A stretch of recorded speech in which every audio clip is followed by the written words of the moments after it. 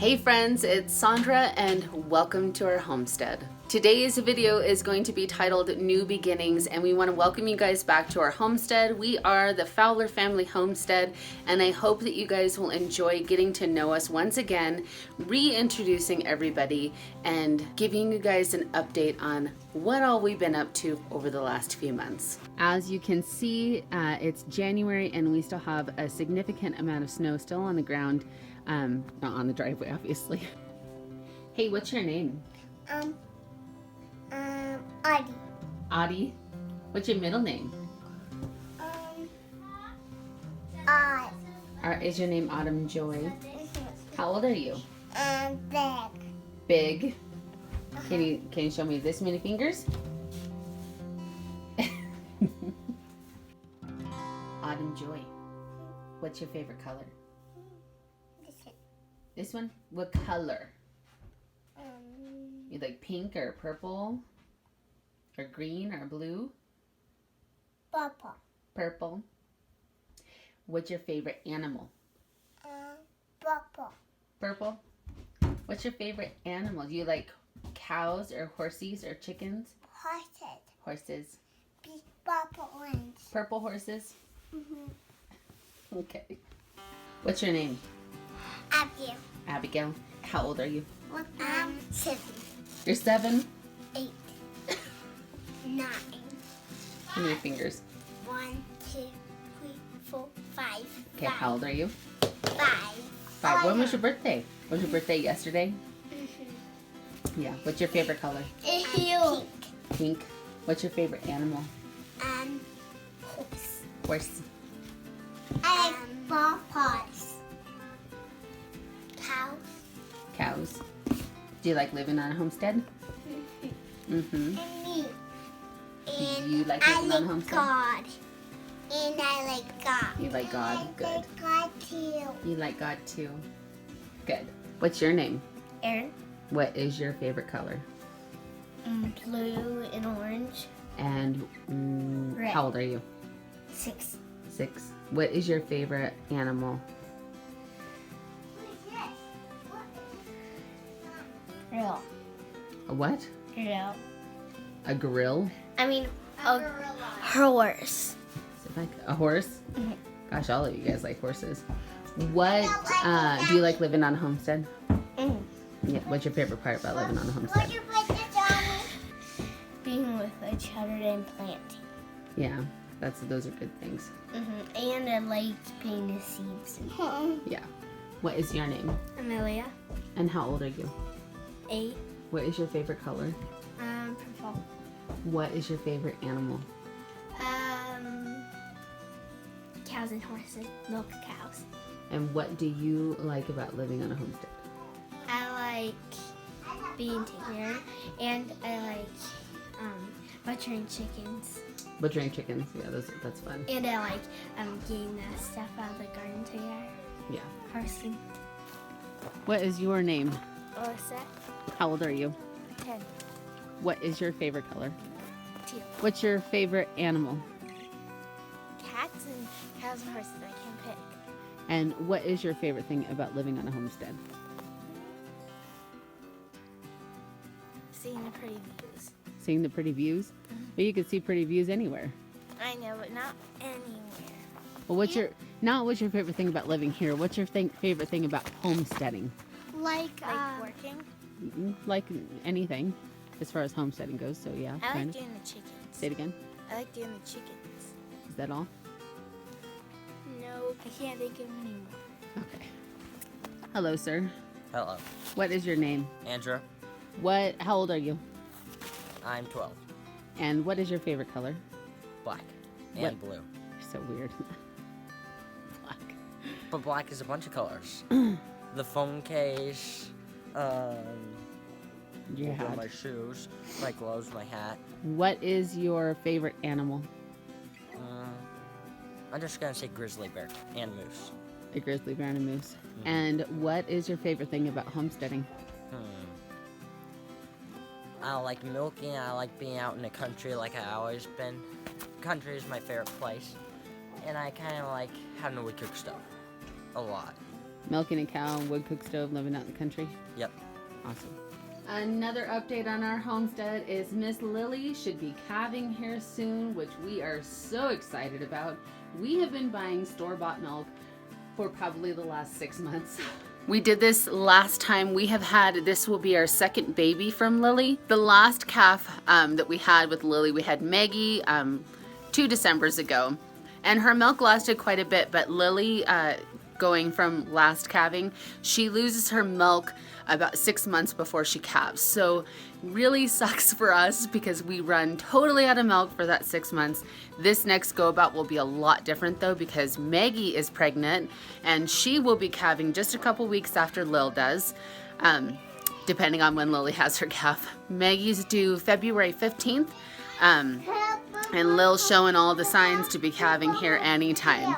So as soon as Lily calves, we will go into milking her once a day, and I will be milking her just to get her back into routine, and then the kids will take over because I will be training Maggie how to be a milk cow because she is not. So hopefully we'll be doing some videos on training a milk cow, which those are always fun. We've got a couple modifications that we have to make here in the milk shed, which I'm sure Michael would love to show you guys. And get it prepared to have more of a milk station. Lily does not need one. Lily stands for milking, but Maggie will not. So we need to get set up in here for that. Another update, Lola's fantastic. She's enjoying her winter. Lola loves the winter. She loves to come and sleep on the couch in the morning, and when she gets too hot, she comes and rolls around in the snow. I'm gonna let Michael do a more updated video on the root cellar, but so far so good. Inside of the root cellar is significantly warmer than out here. It's actually getting pretty chilly. We've got the majority of the back end covered up. We don't have things finished, and that is something that we plan on doing videos along the way as we wrap that up so we can have a root cellar ready to go this summer. We have to run downtown really fast, but we wanted to show you guys one of our new additions to the homestead. We just got it today. In fact, Michael went and did the fun job of... We bought a little bull calf, and he's not a bull calf anymore. Yeah, now it's a little steer calf. But He's tinier than we thought. we have to leave the gate open this time of year. The snow's just too much, and the wheel for the gate won't ride over it. The cows don't leave during the winter time, but so we got it in a little corral right now so it doesn't try to wander off, because it's not used to our cows and they're probably going to be a little rough on it for a few days.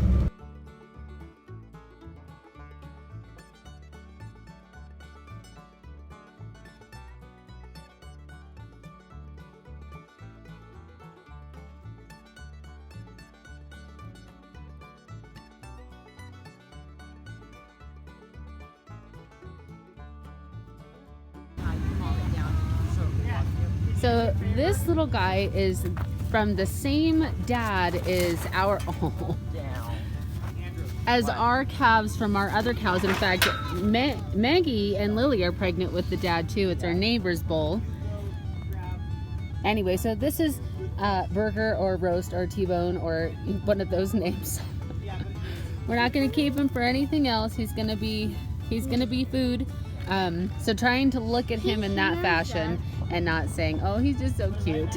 Those are always fun times for little children, huh? Anyway, he's had a rough day today. We brought him over here. He's been banded. He's just not the happiest little camper. I've seen him kick at his stomach a couple times, poor little guy. Maggie and Lily's babies are only for food, and the 2 little Aberdeens as well. We obviously will not consume that many cows at once.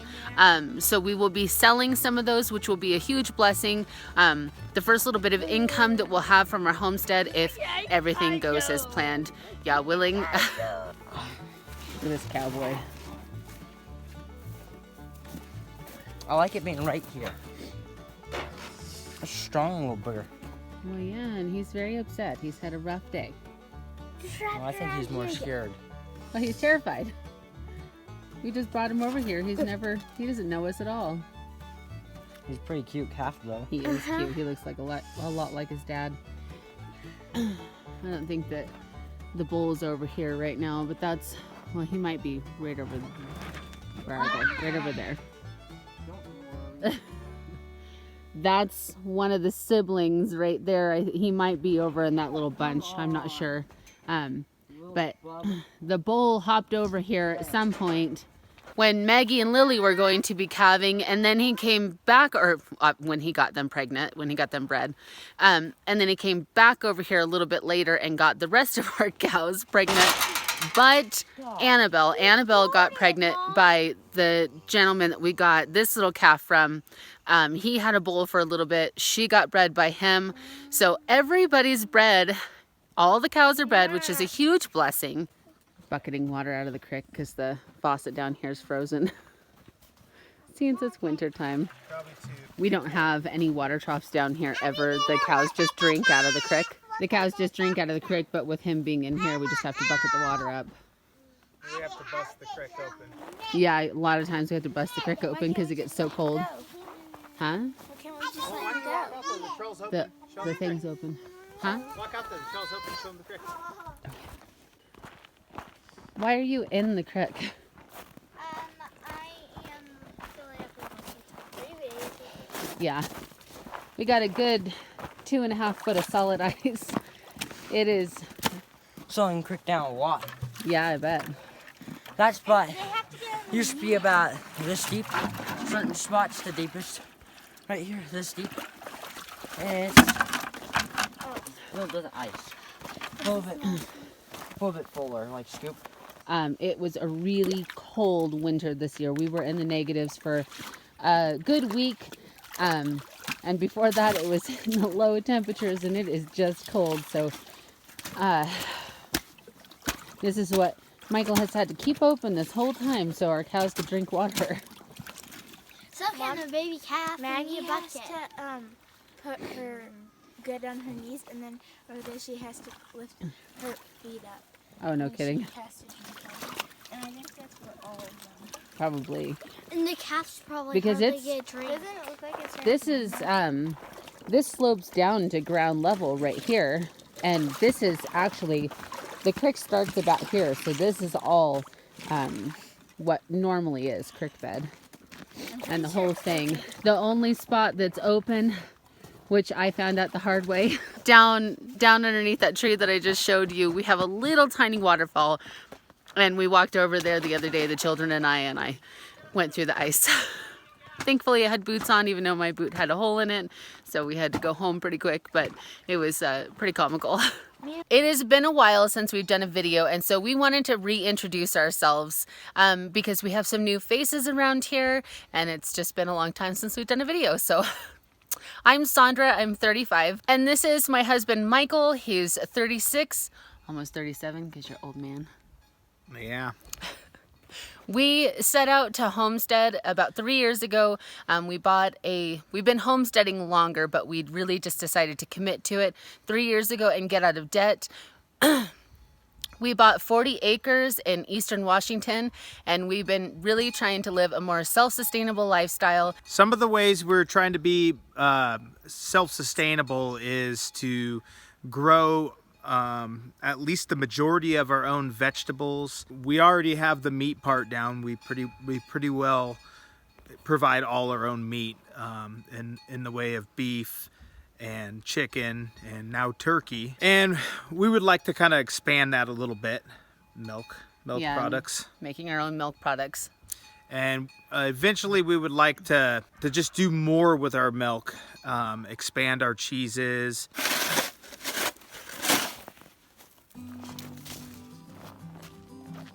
Another way that we plan to make ourselves more sustainable, self-sustainable, is the root cellar right here. This is such a huge aspect of homesteading in our opinion, because we're able to store our vegetables through the year and not have to go to the grocery store and buy them.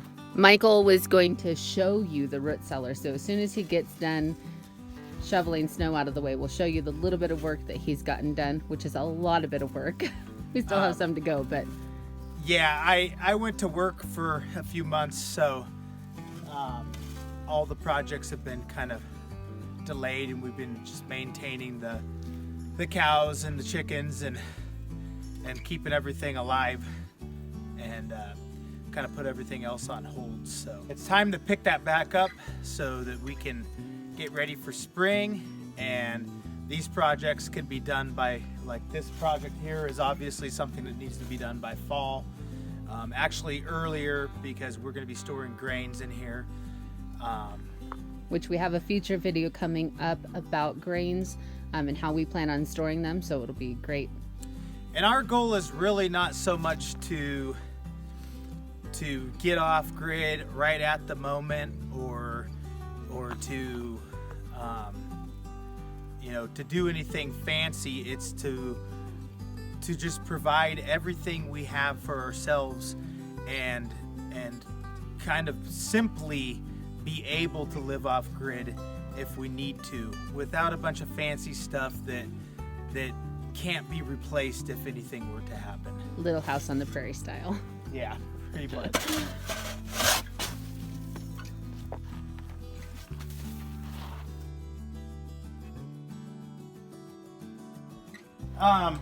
This is not going to be covered in snow in the future, and the backfilling is not done. You can't see under the snow, but we have a boulder wall started on both sides. I stacked a bunch of big rocks that I got off the place. I've been gathering them. There's plenty more, but I have to search around for them and get them with the tractor. So some of them are big enough where the tractor will barely pick them up off the ground. So and I got to get them out of where they're at. So it's just taken me a little while, and the freeze started setting in, and I don't want it to settle on me. So it's about up to here, and it stops somewhere right about, well, somewhere right about here. So it's gonna come out all the way, and it's got to go higher so that I can backfill the rest of this. I have all of the actual root cellar part backfilled.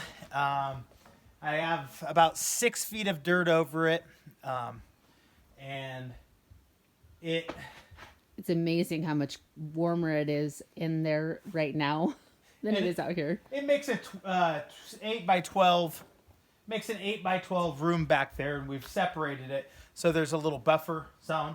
Although this is significantly warmer inside than outside, but you can feel the temperature difference between outside and here, and then even more between the next area. The wall's insulated. It's a 6-inch wall, and it's all beamed out inside. There will be a roof over the little tiny bit that pokes out of the ground, and it'll probably come somewhere between 8 and 12 feet out.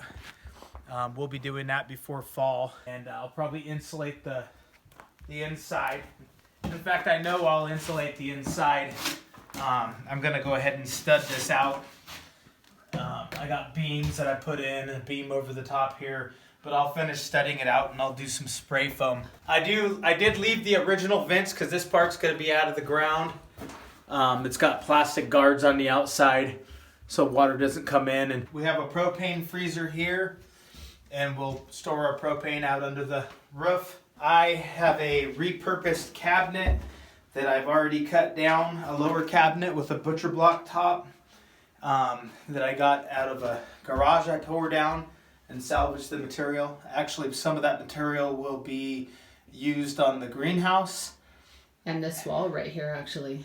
And we've used it on several roofs around here. Yeah, all the sheathing and stuff that I pulled off of it, I used for the wall.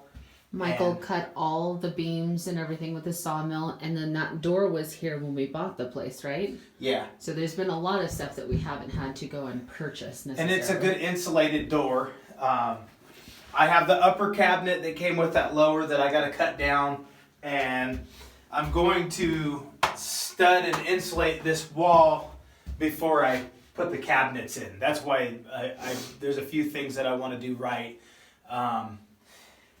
But we have a lower vent for the back, and then we have a 4-inch vent and the very back, so it's a cross ventilation.